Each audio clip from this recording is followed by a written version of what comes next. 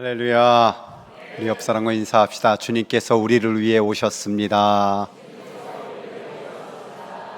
언젠가 다시 오십니다. 아멘. 우리는 지난 3달에 걸쳐서 10계명의 10가지 계명을 함께 나누었습니다. 제가 종종 말씀드리지만은 사람들은 11계명이 있다고 하지요. 이 11번째 계명이 제일 중요한데, 왜냐하면 11번째 계명에서 자칫하면은 처벌을 받고 이렇게 힘들게 되기 때문에 그렇습니다. 여러분, 사람들이 말하는 11번째 계명이 뭡니까? 들키지 말라. 들키지 말라입니다.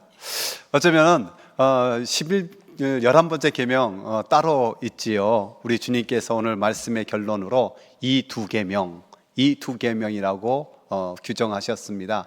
그래서 어떤 신학자들은 11계명이 하나님 사랑이고 12계명이 이웃 사랑이다 라고 말도 해요.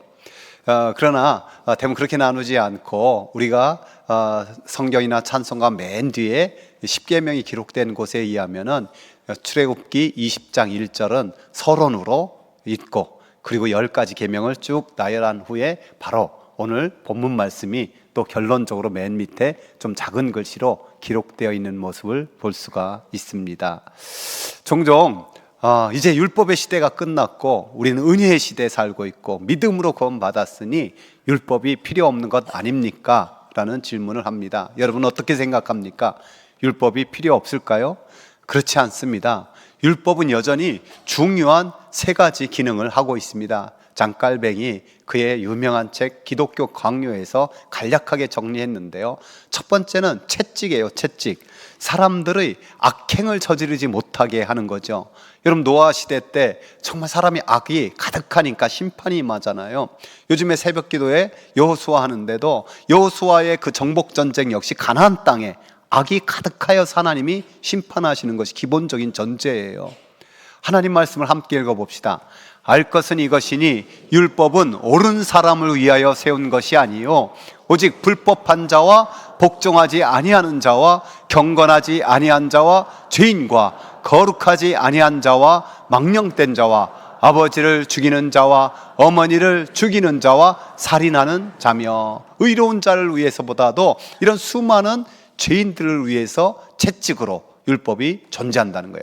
두 번째는 거울입니다. 사람들이 하나님의 말씀, 이 법을 통해서 자기가 어떠한 죄인인지 깨닫게 되는 거죠. 여러분, 종종 남의 얼굴에 뭔가 좀 묻어 있으면은 막 눈치채러 하고 손짓을 해서 잘 못 알아들으면은 결국 마지막 하는 한마디가 뭐냐면 가서 거울 좀 봐, 이런 거잖아요. 네, 마찬가지로 하나님 말씀 이렇게 말씀합니다. 그러므로 율법의 행위로 그의 앞에서 의롭다 하심을 얻을 육체가 없나니 율법으로는 뭘 깨달아요? 죄를 깨달아요. 세 번째가 등불의 역할도 하는 거예요. 하나님의 백성이 어떻게 살아야 되는지, 어떤 길을 가야 되는지 비춰주는 등불입니다. 그래서 하나님은 시편에서는 이렇게 말씀합니다. 여호와의 교훈은 정직하여 마음을 기쁘게 하고 여호와의 계명은 순결하여 눈을 밝게 하시는도다. 주의 말씀이 내 발의 등이요 내 길에 빛이니이다. 이 율법이 어둠의 길을 밝혀주고 어디로 가야 될지 보여주는 등불이 된다. 지금도 하나님의 말씀이 우리에게 그런 빛을 비춰주는 줄 믿습니다. 조금 더 선명하게 이해하기 위해서는 교통법규랑 비슷해요. 여러분, 교통법규가 채찍 역할을 할 때가 있잖아요. 뭐 일부러든지 실수로든지 어떤 과속이라든지 신호 위반하고 이러면은 범칙금 통지서가 오잖아요. 요즘에 학교 주변은 참 조심해야 돼요. 딴 전화하다거나 뭐 딴 생각하다 쓱 지나가면요 13만 원짜리가 날라와요. 제가 경험해 봐서 알아요. 이게 채찍이에요. 또 거울 역할도 해요. 교통법규가 없으면은 빨간 신호이든 뭐 이런 거 없고 중앙선이든 뭐 이런 거 지킬 필요가 없어요. 여러분, 가끔 동남아나 아프리카나 후진국에 가보면 정말 무섭게 막 달려오고 교통법규 뭐 하나도 없이 그렇게 있잖아요. 이 법규를 통해서 뭐가 죄인지 거울처럼 알게 되고요. 또 무엇보다 등불 역할도 해요. 여러분, 교통법규가 있는 목적이 사람이나 재산의 생명을 보호하고 지키기 위한 이 건강한 기능이 분명히 있지 않습니까? 교통법규가 이럴지인데 하나님의 율법은 오죽하겠습니까? 우리에게 생명의 길을 보여주고 계명의 궁극적인 목적, 그 중에 가장 잘 보여주는 말씀이 바로 십계명이에요. 그래서 댈러스 윌라드라는 신학자는 이런 말을 합니다. 십계명은 기본적으로 품위 있는 인간 존재를 영위해 나가는 방법을 알려주는 하나님이 주신 최고의 선물이다. 최고의 선물 중에 하나가 십계명인 거죠. 우리 옆 사람에게 한번 축복합시다. 우리는 최고의 선물을 받은 사람들입니다. 그렇습니다. 하나님의 백성이 십계명의 의미와 그 정신을 따라 살 때 안전한 거예요. 평안한 거예요. 살아나는 거예요. 그들이 속한 가정이나 사회나 국가가 건강해지는 거예요. 하나님께서 사람들의 행복을 위해서 바로 십계명을 주셨기 때문입니다. 여러분, 여호수아를 보십시오. 여러분, 여호수아가 모세의 뒤를 이어서 그 이스라엘 백성을 이끌고 가나안 땅에 가야 했습니다. 얼마나 두렵고 무서웠을까요? 왜냐하면은 여러분, 여호수아 자체가, 모세는 하나님과 직접 대면해서 말씀을 받았던 그런 선지자 중에 하나잖아요. 그에 비하면 여호수아는 너무 작게 느껴졌을 거예요. 또한 여리고성을 비롯해서 가나안 땅이 얼마나 거인들이 많은, 사실 10명의 정탐꾼들의 보고가 객관적으로는 사실이었을 수도 있어요. 두려웠을 거예요. 또 자기가 40년 동안 뼈저리게 경험했지만 이스라엘 백성들은 툭하면 원망하고 툭하면 불평하는 그런 존재들 이끌고 가야 되잖아요. 얼마나 힘들었을까요? 그에게 하나님이 나타나셔서 내가 모세와 함께 있었던 것 같이 너와 함께 있을 것이라 약속하실 때 한 가지 조건을 거셨어요. 그 한 가지 조건 함께 읽어봅시다.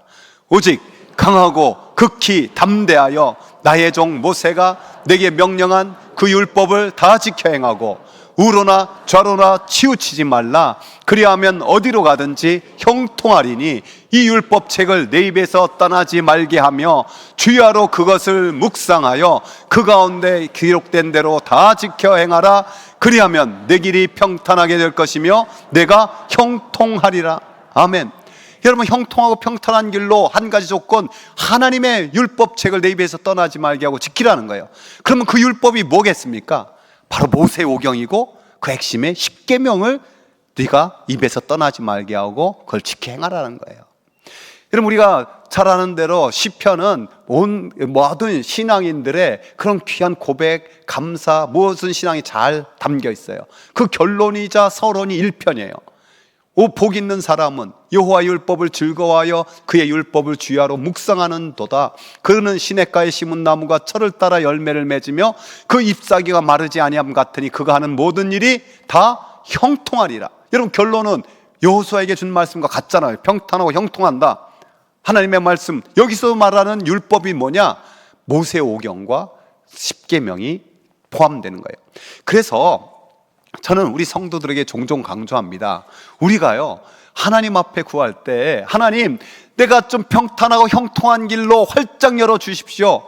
여러분, 이거 먼저 구하지 마세요. 즉, 결과를 구하지 말고 원인을 구하십시오. 따라서 결과를 구하지 말고 원인을 구하자. 즉, 내가, 나의 자녀손들이 하나님의 율법, 이 특별히 십계명의 의미를 잘 알고 지켜 행하게 하여 주십시오. 그러면 하나님이 약속하신 것을 반드시 이루실 것을 믿습니다. 약속하신 대로 형통한 길, 평탄한 길, 행복한 길이 열리는 줄 믿습니다. 오늘 본문은 바리새인들과 사두개인들이 예수님을 시험하고자 했어요. 이 본문 앞에 보면 두 가지로 먼저 시험해요. 세금 문제로, 또 부활의 문제로. 그런데 예수님이 입을 딱 닫아버릴 만큼 완벽한 대답을 하시는 거예요. 그래서 한 사람이 또다시 예수님을 시험하기 위해서 선생님, 율법 중에 뭐가 가장 큽니까? 하고 질문한 거예요. 주님께서는 간단하게 대답했어요. 하나님 사랑과 이웃 사랑이다. 이것이 온 율법과 선지자의 강령이다. 온 율법은 모세오경을 가리키는 거고 선지자는 선지자들이 전한 모든 하나님의 말씀, 그러니까 구약 성경 전체가 바로 이 하나님 사랑과 이웃 사랑이다. 특별히 우리가 강령이라는 것에 좀 잘 해석할 줄 알아야 돼요. 이 강령이란 뜻은 어떤 일의 기본이 되는 큰 줄거리, 본뜻, 번뜩이란 뜻이에요. 원어적으로 보면은 크레마타이라는 헬라어인데요, 이것은 매달려 있다라는 뜻도 있어요.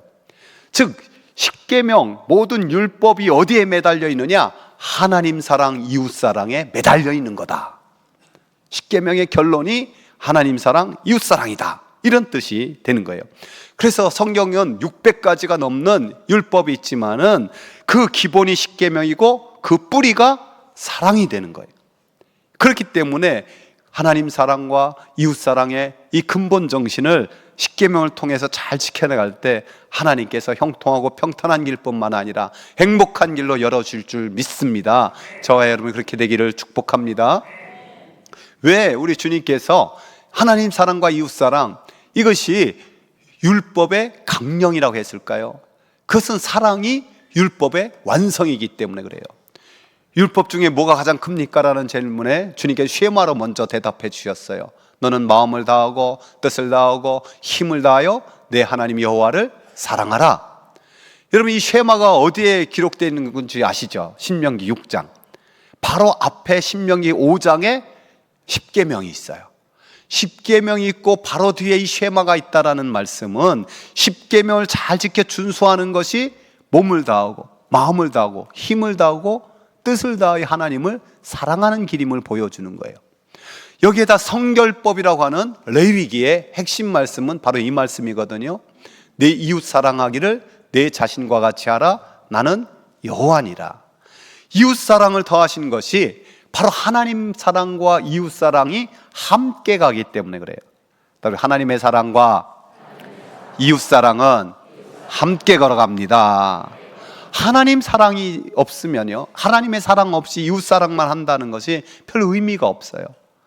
또한 이웃을 사랑하지 않고 하나님 사랑한다, 거짓이거나 이 잘못된 것이에요. 진정성이 없어요. 우리가 너무나 잘 아는 것처럼 1계명부터 4계명이 하나님 사랑이고 나머지 5부터 10번째 계명이 이웃 사랑으로 대표되는 거예요. 주님은 지극히 작은 자에게 한 것이 곧 내게 한 것이라 강조하시면서 우리에게 잘해주는 사람만 사랑할 것이 아니라 원수까지도 사랑하라고 큰 계명을 주셨죠. 이 주님의 말씀을 온전히 깨달은 사도 바울, 그래서 이렇게 선포합니다. 함께 읽어봅시다. 피차 사랑의 빛 외에는 아무에게든지 아무 빛도 지지 말라. 남을 사랑하는 자는 율법을 다 이루었느니라. 간음하지 말라, 살인하지 말라, 도둑질하지 말라, 탐내지 말라 한 것과 그 외에 다른 계명이 있을지라도 내 이웃을 내 자신과 같이 사랑하라 하신 그 말씀 가운데 다 들었느니라. 사랑은 이웃에게 악을 행하지 아니하나니 그러므로 사랑은 율법의 완성이니라. 아멘.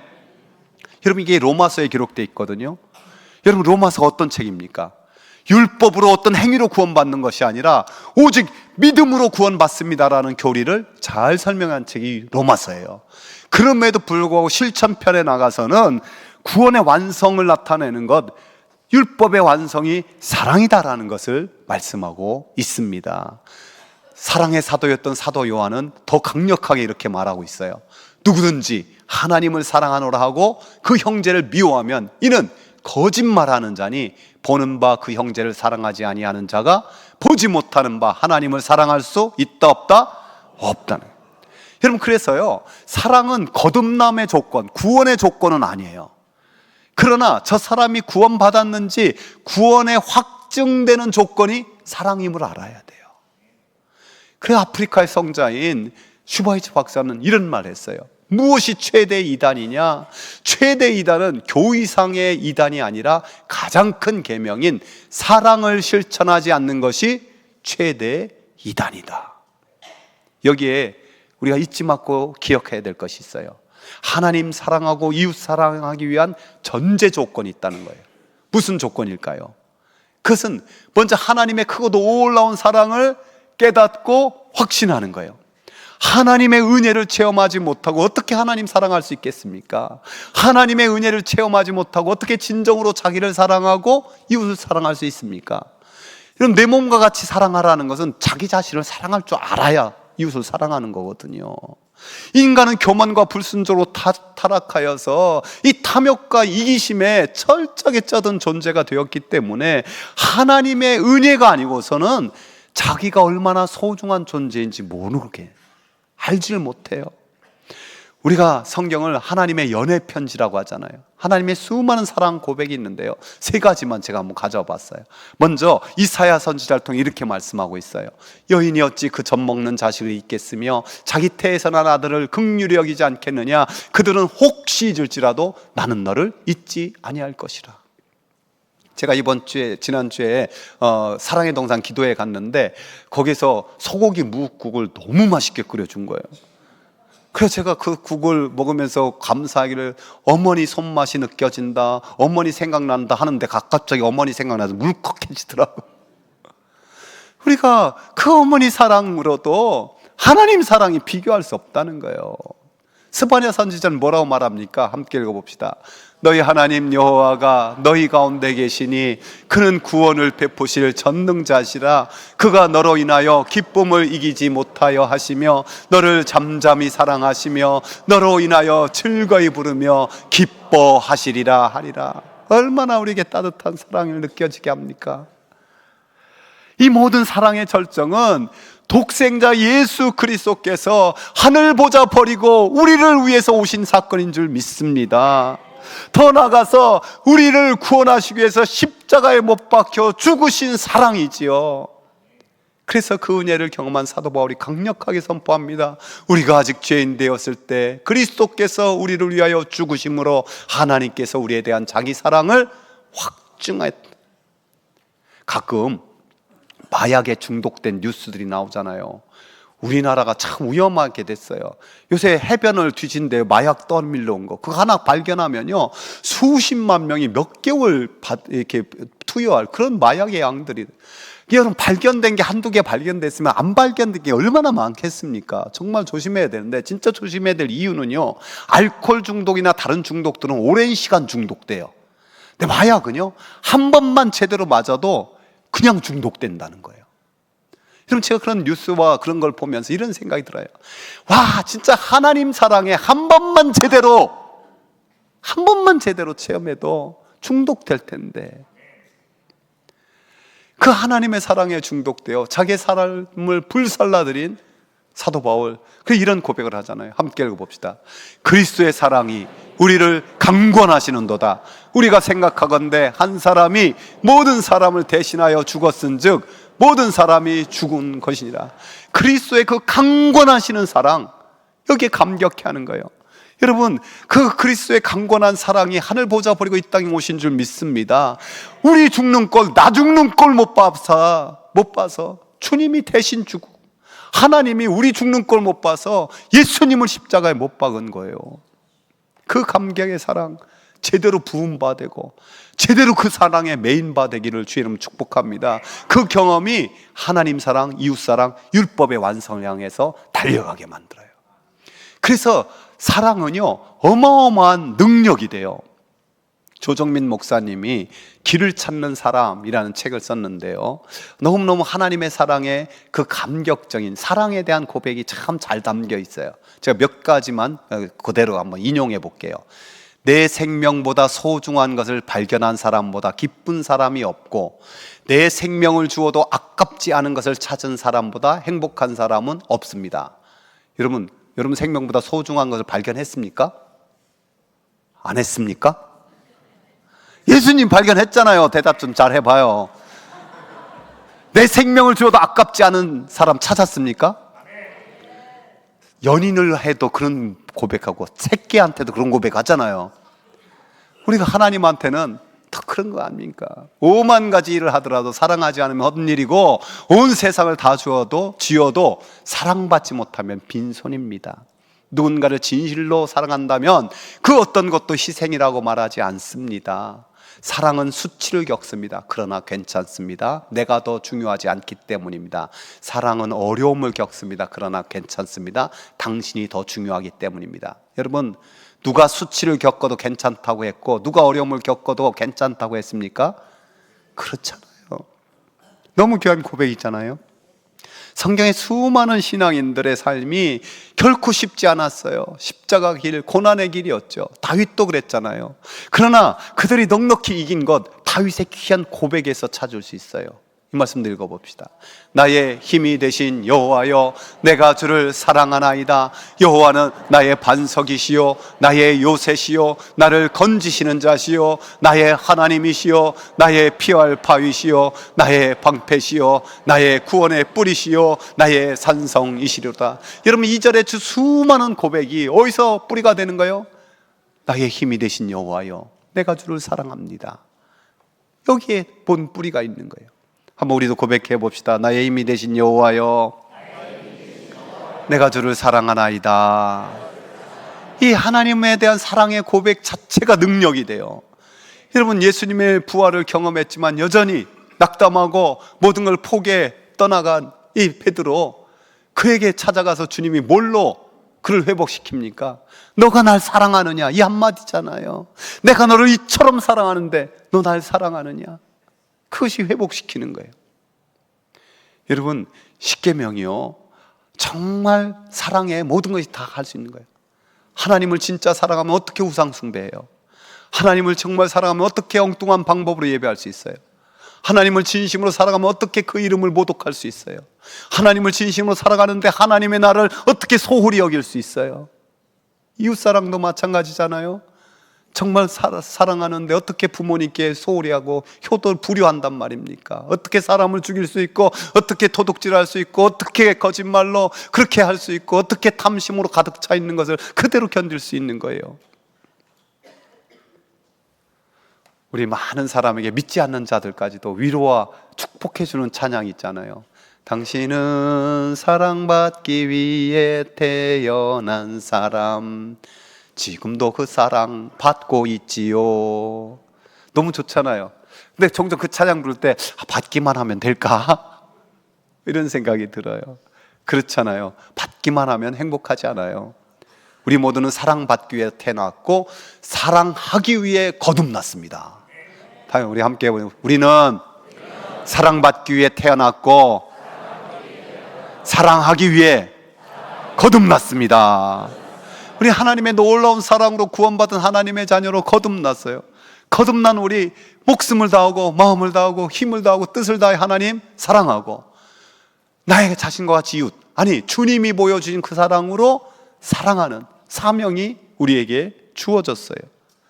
그래서 저는 이 찬양이 너무너무 좋아요. 감사해요. 깨닫지 못했는데 내가 얼마나 소중한 존재라는 걸, 태초부터 지금까지 하나님의 사랑은 항상 날 향하고 있었다는 걸 고마워요. 그 사랑을 가르쳐준 당신께, 주께서 허락하신 당신께. 저는 여기가 정말 더 마음에 드는데요. 여러분, 이 세상 누구도 하나님의 사랑을 먼저 직접적으로 깨닫기는 참 어려워요. 먼저 하나님의 사랑을 받은 사람이 작은 사랑을 베풀었을 때 그걸로 하나님의 사랑이 깨달아져요. 그게 고맙다는 거예요. 그리스도의 사랑으로 더욱 섬기며 이제 나도 세상에 전하리라. 당신은 사랑받기 위해, 그리고 그 사랑 전하기 위해 주께서 택하시고 이 땅에 심으셨네. 또 하나의 열매를 바라면서. 여러분, 십계명 잘 지키고 계십니까? 암송을 하고 계십니까? 우리 여러분과 여러분 자녀선들에게 풀로 다 하지 못하도 핵심은 꼭 암송할 수 있기를 바랍니다. 이제 십계명을 마치면서 지난 3개월 동안 설교한 제목 잘 기억하고 계시죠? 제가 가져봤어요. 서론이 행복을 위해서였어요. 제목이. 하나님께서 그 백성의 진정한 행복을 위해서 십계명을 주셨습니다. 자, 1계명은 하나님만, 이런 제목인데 여러분 한번 뒤에는 이제 계속해서 함께 읽어봅시다. 하나님만 예배하겠습니다. 2계명은 하나님의 방법으로였어요. 하나님의 방법으로 예배하겠습니다.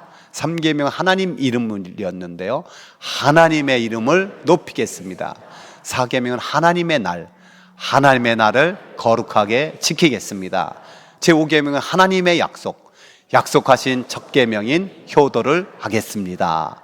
제6계명은 하나님 것, 생명은 하나님의 것이므로 살인하지 않겠습니다. 7계명은 하나님께 죄, 간음은 하나님께 짓는 죄이므로 순결하겠습니다. 8계명은 하나님 청지기, 하나님의 청지기로 도둑질하지 않고 나누며 살겠습니다. 제9계명은 하나님 사람, 하나님의 사람으로 생명의 말을 하며 살겠습니다.